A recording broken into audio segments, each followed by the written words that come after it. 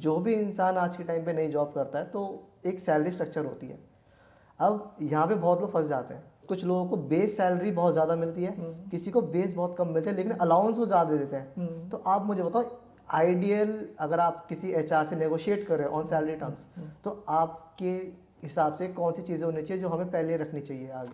कि 6 लाख रुपए से ज़्यादा आप एचआरए अगर क्लेम करते हैं तो फिर आपको सामने वाले बंदे का टीडीएस काटना पड़ता है। ठीक है, आप हो सकता है कि सामने वाला बंदा टीडीएस ही ना कटवाना चाहे। सही बात। ठीक है, क्योंकि उसकी इनकम रिपोर्ट हो जाएगी। कुल मिला के पूरे साल में 4 महीने आप गवर्नमेंट में काम कर रहे हो। हाँ, उसी तस्करी मूवी में आप देख रहे होंगे कि पूरा सिस्टम चल रहा था करप्शन का, और जब सरकार को अपने ऊपर आन पड़ी तो उसने ऐसी सख्ती करी कि वहां से एक सोने की चम्मच भी लेके कोई नहीं निकल पा रहा था। तो सरकार चाह ले तो कुछ भी हो सकता है। ठीक है, अभी आप देखो कि लैंड में अब कैसे बचता है पैसा लोगों का। लैंड है 50 लाख का, तो उन्होंने कहा 25 लाख रुपए आप ले लो बैंक में और 25 लाख ले लो कैश में। तो ऐसे आप 25 लाख की जो आपने पैसा छुपा रखा था, गवर्नमेंट को नज़र में नहीं था, वो आपने डिस्पोज कर लिया। सही बात। वो 75 लाख का कैपिटल गेन आपका टैक्स होगा।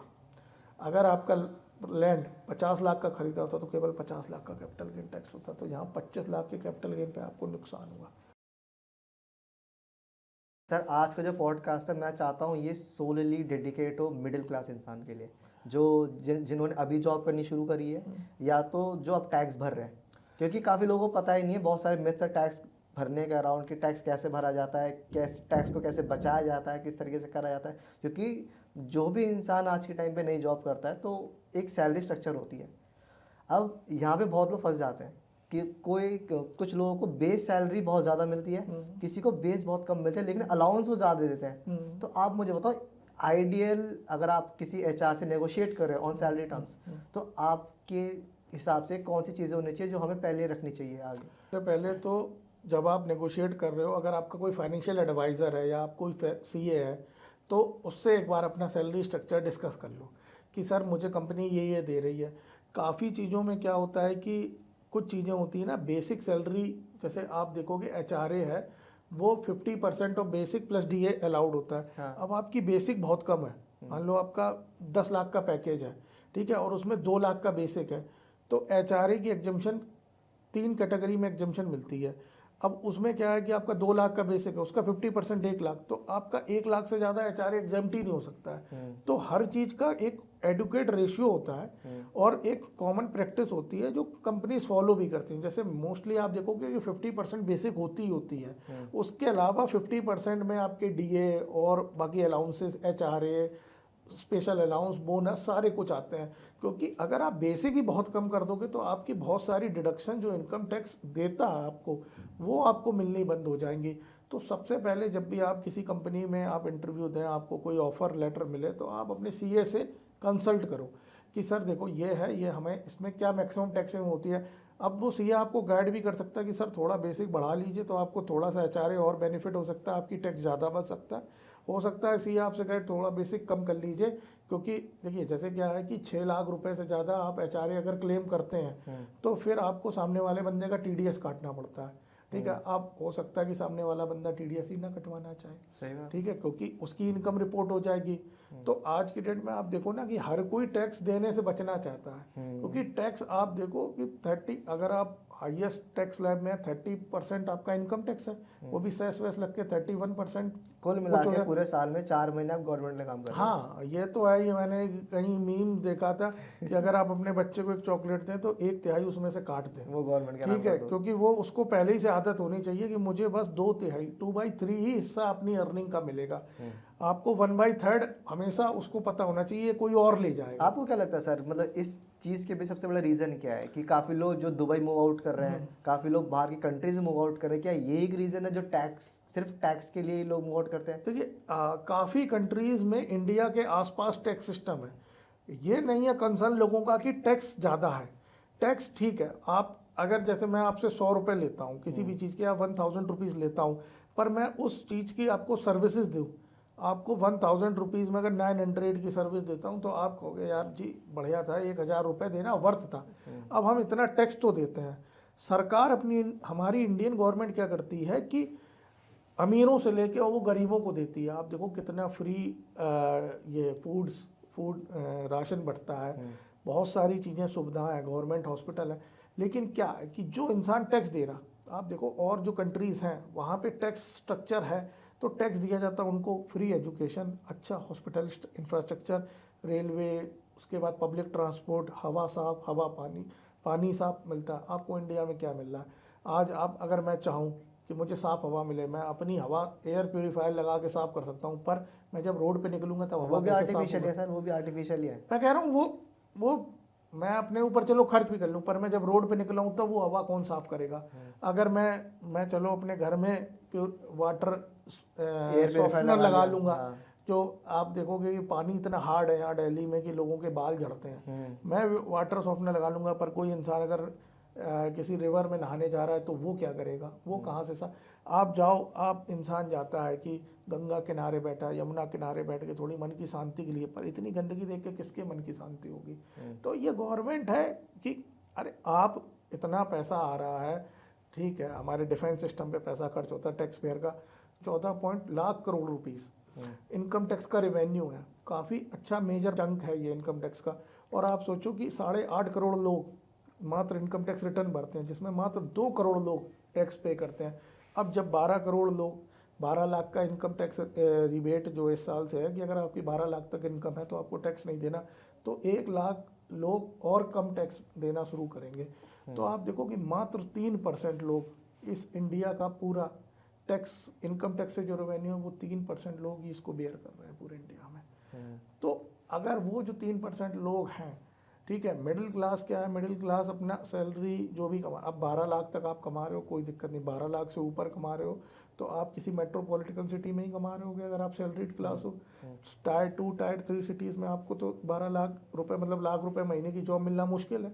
अब मेट्रोपॉलिटन सिटीज़ में आपका रेंट का खर्चा, आपको रहने के लिए रेंट, उसके बाद आपका स्टैंडर्ड हाउस होल्ड के एक्सपेंसेस, डेली के बच्चों की फ़ीस, इतने इंश्योरेंस से लेके सारी चीज़ें, टैक्सेस इतने ज़्यादा, आप रोज़मर्रा की चीज़ें खरीदते हैं उन पे भी जीएसटी पे करते हैं, तो वो इंसान फिर उसके बाद वो इनकम टैक्स भी दे रहा है। तो जो नेट डिस्पोजेबल इनकम है जो वो खर्च कर सकता है वो उसके पास बहुत कम बचती है। प्लस अब अगर आप बीमार हो गए तो आपको प्राइवेट हॉस्पिटल में जाना है, गवर्नमेंट कम से कम हॉस्पिटल तो दे सकती है ना सुविधा फ्री के। ऐसा है कि जब तक आप किसी चीज़ पे रिस्ट्रिक्शंस या आप उस पर पीनल एक्शन नहीं लगाएंगे, जैसे आप किसी की गवर्नमेंट जॉब लग गई उसकी वो तो सोचता है कि मेरी ज़िंदगी सेट हो गई, अब मेरी नौकरी जा ही नहीं सकती। मैं कह रहा हूँ जिसकी नौकरी आप ऐसा थोड़ी नहीं है, अगर आप नहीं जा रहे हैं वहाँ पे अटेंडेंस मॉनिटरिंग है, आप सरप्राइज विजिट करिए, या टीचर नहीं मिलता आपको प्रॉपर, पढ़ा नहीं रहा, आप उसको सस्पेंड करिए, उसकी नौकरी ख़त्म करिए। ऐसा थोड़ी नहीं है एक बार इंसान सरकारी नौकरी बन गया उसकी नौकरी नहीं जा सकती। सर सरकारी नौकरी काफ़ी लोगों का ड्रीम होता है कि सरकारी नौकरी करनी, क्योंकि फिर वो टेंशन फ्री हो जाते हैं, उनको पता है कि बस बैठने के पैसे हैं। नहीं तो फिर ऐसा आप देखो, आप एक hard earn money tax payer का लेके और उसके बाद उसको एक गवर्नमेंट एम्प्लॉय को दे रहे हो जो कि काम नहीं कर रहा, बिल्कुल फेयर नहीं है। तो फिर आप तो इसीलिए अब जब विकास की बात होती है तो सरकार क्या करती है कि प्राइवेटाइजेशन की तरफ जाती है। फिर आप ये तभी तो प्राइवेटाइजेशन की तरफ जा रही है, आप गवर्नमेंट जॉब्स ही नहीं क्रिएट हो रही हैं। जो स्ट्रक्चर है उसको सुधारने की ज़रूरत है। आपने क्या कर दिया कि आपने सीधा बॉयकॉट कर दिया कि नहीं जी हमारे बंदे काम नहीं करते तो हम उनको अब नौकरी पे नहीं रखेंगे, हम नई नौकरी नहीं निकालेंगे। आप जो पैसा आप प्राइवेटाइजेशन करके कर रहे हो उससे थोड़ा सा अपना फंड सेंक्शन करवा के इस सिस्टम को रोबस्ट और बहुत ही इफेक्टिव बनाने की ज़रूरत है। ऐसा है कि देखो आपने जैसे अभी मूवी के नाम लिया, उसी तस्करी मूवी में आप देख रहे होंगे कि पूरा सिस्टम चल रहा था करप्शन का, और जब सरकार को अपने ऊपर आन पड़ी तो उसने ऐसी सख्ती करी कि वहाँ से एक सोने की चम्मच भी लेके कोई नहीं निकल पा रहा था। तो सरकार चाह ले तो कुछ भी हो सकता है। ठीक है, अभी आपने एक बार कहा होगा कि आजम खां जी की जो गाय भैंस थी ना वो चोरी हो गई थी, ना उनके पास जीपीएस लगा था ना कुछ, वो तो ढूंढने में 1 सेकंड लिया। आपका फ़ोन चोरी हो जाए ज़िंदगी में नहीं मिलेगा। तो पुलिस और सरकार अगर कुछ चाहे तो कुछ भी हो सकता है। सर वैसे ये बात बहुत सच है कि अगर कोई इंसान चाहे कुछ करना, लेट सपोज पुलिस में इतने ज़्यादा रिसोर्सेज उनके पास होते हैं, हर तरीके से सक्षम होते हैं वो। हाँ, लेकिन वो सारी विल और अर्जेंसी की बात होती है कि किसका हुआ है, किसका करना है, कि किसका हुआ, प्रायोरिटी है किसकी है। आपका किसी का वॉलेट अगर किसी नेता का वॉलेट गिर जाए तो वो मिल जाएगा, सीधा घर पहुंचेगा और आपका फोन या लैपटॉप मिल जाए वो कभी नहीं मिलता। नहीं मिलता। पुलिस खुद नहीं चाहती है। वो देखो सरकार को भी इस पे काम करना पड़ेगा। हमारे लिए पैसा नहीं है, पैसे का सही इस्तेमाल, ठीक है। जैसे गवर्नमेंट सब्सिडीज देती है, जैसे अब गवर्नमेंट सब्सिडी मतलब फ्री राशन देती है, खाने पीने गेहूं चावल सबको देती है, ठीक है। जो टाउन है या विलेजेस में, ठीक है, हाउसिंग होल्ड प्रधानमंत्री योजना है जिसमें घर के लिए 2.5 लाख रुपए की सब्सिडी मिलती है। आप सोचो, मैंने ऐसे बहुत से लोग देखे जिनको 2.5 लाख रुपए की जरूरत नहीं है, जिनको नहीं मिलनी चाहिए, पर वो ले रहे हैं, अपना घर बना रहे हैं। तो आप ये देखो ना कि सही इंसान के पास सही चीज़ पहुंच रही ना। गवर्नमेंट के बजट में सेंक्शन होता है इतना पैसा, पर वो सही जगह नहीं पहुंचता। सर मेरा एक क्वेश्चन है, ऐसी कौन सी इन्वेस्टमेंट है जिससे हम अपना टैक्स सेव कर सकते हैं? देखिए, अब सब इस समय जो सिनेरियो है, अभी जो अब करंट ईयर, अभी जो इनकम आप जनरेट कर रहे हैं अप्रैल 2025 से मार्च 26 तक, इसमें 2 रिजीम है। एक तो न्यू टैक्स रिजीम, एक ओल्ड रिजीम है। अब न्यू टैक्स रिजीम में क्या है कि अगर आप सैलरीड एम्प्लॉयड हैं, आपकी 12,75,000 रुपये तक की इनकम है। 12 लाख तो सरकार ने कहा कि 12 लाख तक की इनकम, उस पर रिबेट कोई है। टैक्स नहीं लगेगा। 75,000 की स्टैंडर्ड डिडक्शन है सैलरी में, तो 12,75 तक कोई टैक्स नहीं है। अब अगर उसके अलावा फिर अगर आप 12,75 अगर जैसे क्रॉस करते हैं, या फिर आप 12 लाख क्रॉस करते हैं, आप सैलरी नहीं है, बिजनेसमैन है, 12 लाख भी क्रॉस करते हैं, तो फिर आपको 4 लाख से टैक्स देना है। अब जब न्यू रिजीम में सरकार ने कोई भी डिडक्शन अलाउड नहीं की, ना तो होम हाउस लोन की, HRA की, कुछ नहीं, केवल एक 80 CCD की डिडक्शन अलाउड की है, जो NPS कॉन्ट्रीब्यूशन बाय एम्प्लॉयर है, ठीक है। उसके अलावा कोई डिडक्शन अलाउड नहीं की है।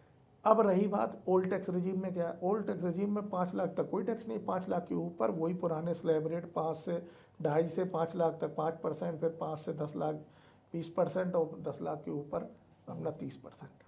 तो अब वहाँ पे आपको सेविंग अलाउड है। अब जैसे आपका HRA है, HRA के लिए आप HRA में लिमिट्स होती हैं, तो अगर आप रेंट पे करते हो तो रेंट तो आप ऐसा है कि कोई अब मार्च में तो आप कर नहीं सकते, वो तो पूरे साल आप पे कर रहे हो।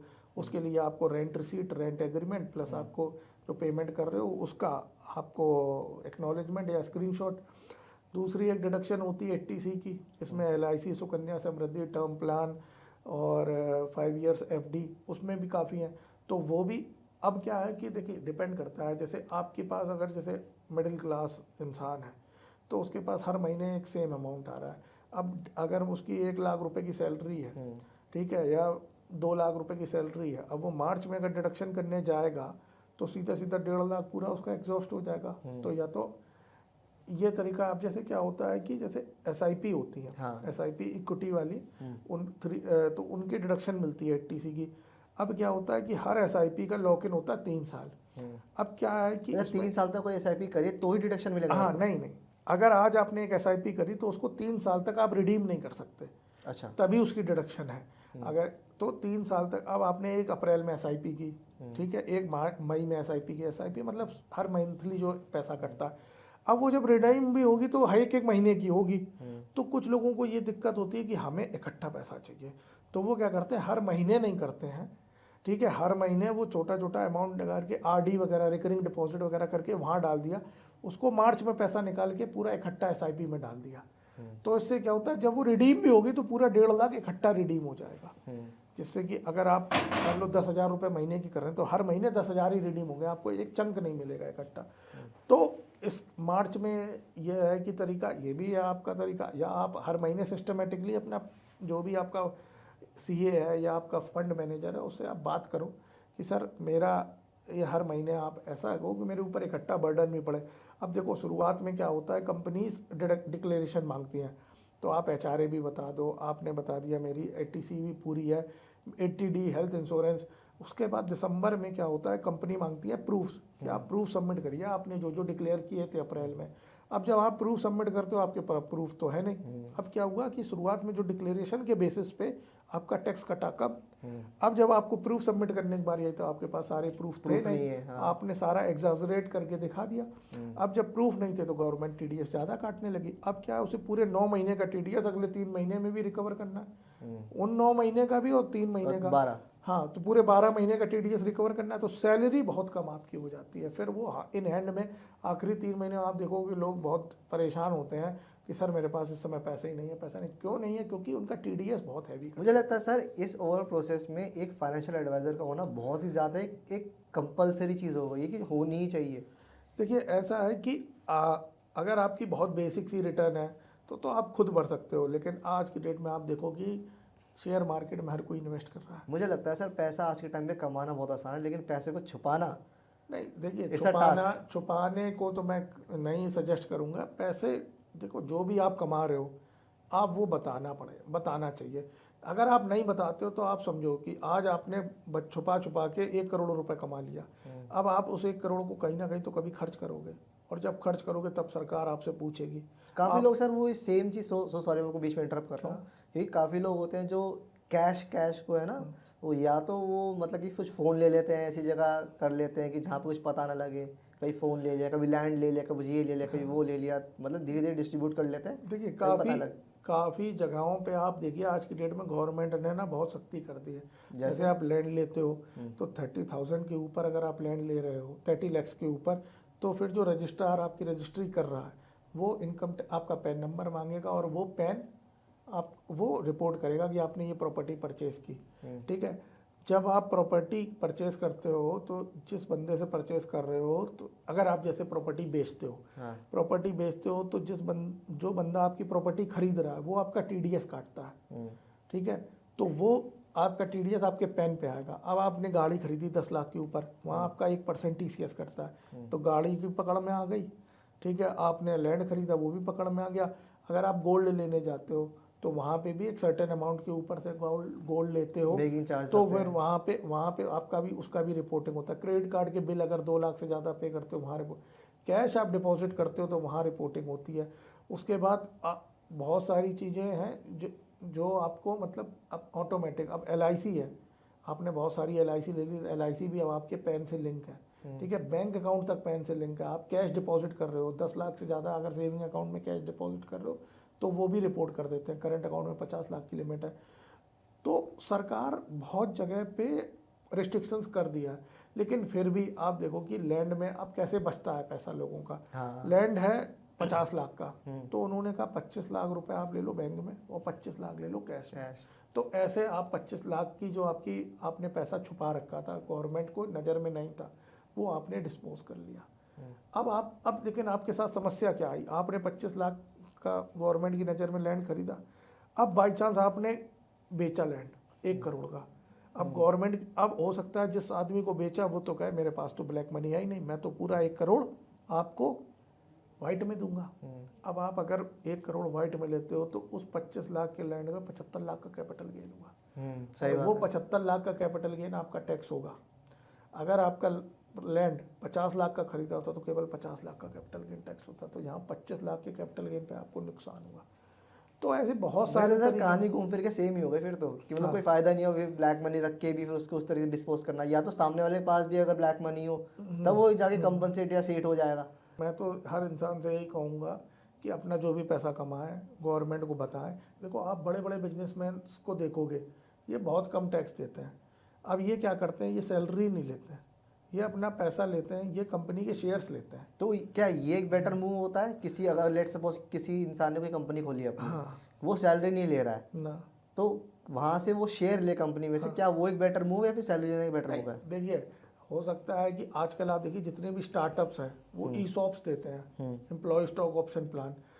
उससे क्या होता है कि जब कंपनी में शेयर्स मिलते हैं तो थोड़ा आप इन्वॉल्व होते हो उस कंपनी के ग्रोथ के लिए भी। ठीक है, और एम्प्लॉय स्टॉक ऑप्शन प्लान में सबसे बढ़िया चीज़ है कि एक उसमें थोड़ा एम्प्लॉय रिटेंशन भी रहता है। वो कहा जाता है कि आपको अगर 2 साल तक आपने काम किया मेरे यहाँ तब आपको ऑप्शन मिलेगा। ऑप्शन मिलेगा, या तो आप उसको एक्सरसाइज कर सकते हो या फिर आप उसको फॉरगो कर सकते हो। अगर जैसे कुछ कंपनी आती है, अगर आप फॉरगो करते हो तो उस केस में आपको उतना अमाउंट का कैश बेनिफिट्स देते हैं, पर आप स्टॉक ऑप्शन मिलते हैं तो 3 साल तक आपका लॉक इन पीरियड है। 3 साल तक आप उसको बेच नहीं सकते हो। तो शेयर्स मिलते हैं वो भी है, लेकिन अब जो बड़ा बिजनेसमैन करता है आप समझिए क्या है कि उसने कंपनी खोली, जैसे अंबानी जी हैं, अंबानी जी ने कंपनी खोली तो वो क्या करेंगे, वो सैलरी लेंगे 1 रुपया। ठीक है, उसके बाद वो क्या कहेंगे कि कभी भी उनको वो कहेंगे जी हमें शेयर्स दे दीजिए कंपनी के, हर साल अपने नाम पे 10,000 शेयर 1 लाख शेयर अपने नाम पे कंपनी से अलॉट करवा लेंगे इन रिटर्न ऑफ सैलरी।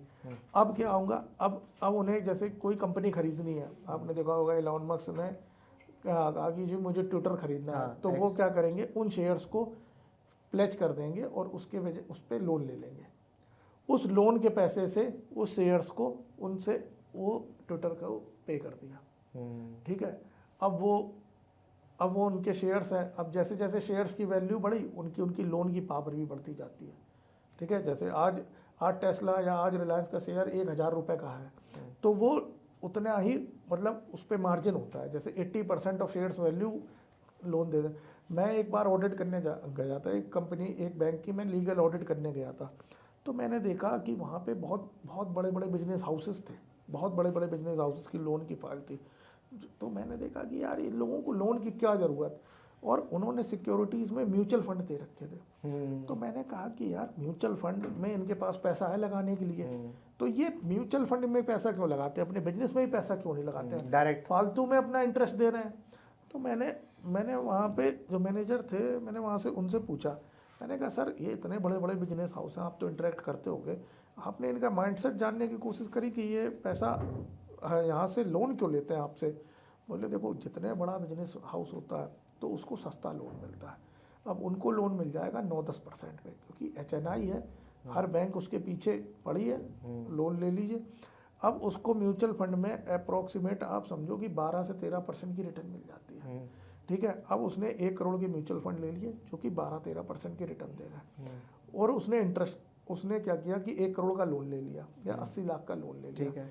उस पर उसको 9% का इंटरेस्ट देना पड़ रहा, 9 लाख रुपए, ठीक है, 1 करोड़ को 9 लाख रुपए हो गया। अब क्या था कि पहले जो डिविडेंड था, डिविडेंड एग्जेम्प्ट होता था, डिविडेंड पे टैक्स नहीं लगता था। तो क्या था कि म्यूचुअल फंड के यूनिट्स पे भी जो भी डिविडेंड आता था या उनकी वैल्यू इंक्रीज होती थी तो वो एग्जेम्प्ट होता था। अब क्या है कि 80 लाख पे जो 9% का इंटरेस्ट है वो तो उसको खर्चा मिल गया, ठीक है, प्लस उसको 9% का इंटरेस्ट देना पड़ा, वो 12% की रिटर्न है, 3% का यहाँ मार्जिन है, प्रॉफिट में वो, हाँ प्रॉफिट में, प्लस उसका पैसा भी नहीं लगा हुआ है बिजनेस में। आज बिजनेस डूबता है तो डूब जाए, ठीक है, पैसा नहीं लगा हुआ है। देखो जब आपका पैसा लगा होता है तब आपका पैसा लगा म्यूचुअल फंड में, आप बिजनेस में मेहनत कर रहे हो, लेकिन जब पैसा लगा होता है तब थोड़ी सी ज़्यादा एंजाइटी होती है। तो ये माइंडसेट था लोगों का कि वो 3% गेन कर रहा है और अपना पैसा धंधे में लगा के वहाँ से 25-30% अलग कमा रहा है, पर वो इस पूरे प्रोसीजर से यहाँ उसका पर्टिकुलर पैसा लगा भी नहीं है, उसने वो भी और लोन पे लिया हुआ है, और वो अगर अपना पैसा लगाता तो ना तो वो इंटरेस्ट पे करता। आप समझो कि आप 80 लाख पे अगर साल का 10 लाख रुपए या 15 लाख रुपए इंटरेस्ट दे दो तो वो खर्चा, ठीक है, अपना आपको इनकम टैक्स कम पे करना पड़ा, तो डबल बेनिफिट है। 3% तो नेट रिटर्न है, प्लस आपको लीवरेज भी मिल रहा है, आप इंटरेस्ट का खर्चा भी मिल रहा है। तो बहुत सारे लोग ऐसे करते हैं। अब हम लोग क्या होंगे, हम लोग अब जो नॉर्मल मिडिल क्लास आदमी है उसको तो लोन मिलता नहीं, उसको अपनी जेब से लगाना पड़ता है, पैसा डूबता भी है उसका, और अगर उसका नुकसान भी है तो इंटरेस्ट का बेनिफिट भी नहीं मिलता। तो ये मतलब बड़े बड़े लोग, आपने एक रील देखी होगी जिसमें पेंटिंग के ऑक्शन की बात होती है कि अब जैसे क्या है कि वो गए बड़े बड़े लोग, अब वो क्या करते हैं कि 1 करोड़ रुपए का कोई पेंटिंग है, मतलब कोई बेकार सी पेंटिंग है, उसको 1 करोड़ में खरीद ली। 1 करोड़ में खरीदने के बाद उसकी कोई वर्थ नहीं है, और उन्होंने एक ऑक्शन करवाया, फेक ऑक्शन। ऑक्शन में क्या हुआ कि उन्होंने उस पेंटिंग को ऑक्शन में बोली लगवाई, तो उसकी बोली लग गई 10 करोड़ रुपए। 10 करोड़ रुपए बोली लगने के बाद उन्होंने बेची नहीं, उन्हें पता चल गया इसकी मार्केट वैल्यू 10 है, बोली सब रिकॉर्डिंग कर ली, अगर इनकम टैक्स पूछेगा कहेगा देखिए 10 करोड़ की बोली, वो 10 करोड़ की पेंटिंग उठा के उन्होंने किसी म्यूजियम को डोनेट कर दी। अब डोनेशन पे क्या है कि जी उतनी इनकम आपकी कम हो गई, सेम पेंटिंग जो थी उन्होंने, जिसकी कोई वैल्यू नहीं थी, जिसकी कोई 1 करोड़ की खरीदी थी, 1 करोड़ की खरीदी, और ऑक्शन में लगवा के वो हो गई 10 करोड़ की, और 10 करोड़ की ना बेच करके उन्होंने डोनेट कर दी। तो डोनेट करके फिर उनको वो मिल जाएगा। उन्होंने क्या हुआ कि अब उनको अपनी इनकम से 10 करोड़ कम करने का ऑप्शन है। जैसे आप किसी को भी डोनेट करते हो तो आपको उतनी इनकम आपकी क्या है, आपने चैरिटी करी, तो अब उनकी अगर 100 करोड़ की इनकम थी तो वो केवल 10 करोड़ से कम कर दो, 90 करोड़ पे टैक्स देना है। अच्छा, तो 10 करोड़ पे उनका 30% के स्लैब में आते हैं, तो 3 करोड़ रुपए टैक्स बचा दिया उन्होंने। स्मार्ट मूव, बहुत स्मार्ट मूव है, बहुत स्मार्ट मूव है। अब जैसे आप देखोगे कि बड़े बड़े लोगों की शादियां होती हैं, बड़े बड़े एक्टर्स, बिग फैट वेडिंग करते हैं, हाँ, बिल्कुल बढ़िया। तो वो क्या है कि आपने देखा होगा फॉरेन से लोग वो आते हैं, ठीक है, बुलाते हैं रियाना और वगैरह उनसे भी आई गिफ्ट दिलाते हैं, ठीक हाँ, है, हाँ। क्योंकि शादी में मिला हुआ गिफ्ट आपका एग्जेम्प्ट है, आप अच्छा, पे टैक्स नहीं उसमें लगता, कुछ है ही नहीं। कोई टैक्स नहीं है। अभी केएल राहुल की शादी में हाँ। उनको डिफेंडर मिली, कितने हाँ। कितनी महंगी शादी हुई, अनंत अंबानी की शादी हुई, हाँ। उन्हें जो भी गिफ्ट मिलते हैं वो सारे टैक्स फ्री होते हैं। तो अगर मेरे पास बहुत पैसा है, मैं ज़बरदस्ती लोगों से कहूँगा, कैश का पैसा है, मैं उनसे कहूँगा आप मुझे गिफ्ट करना, गिफ्ट मैं ही दूंगा, हाँ, वो ठीक पैसा है, मेरा होगा लेकिन बस, अब मुझे तो टैक्स बच ठीक जाएगा। है। 10 फॉरेनर्स आए, 100 फॉरेनर्स आए, वो गिफ्ट हाँ। करके चले गए, पता ही नहीं किसको क्या है। तो ऐसे बहुत सारे तरीके हैं टैक्स बचाने के।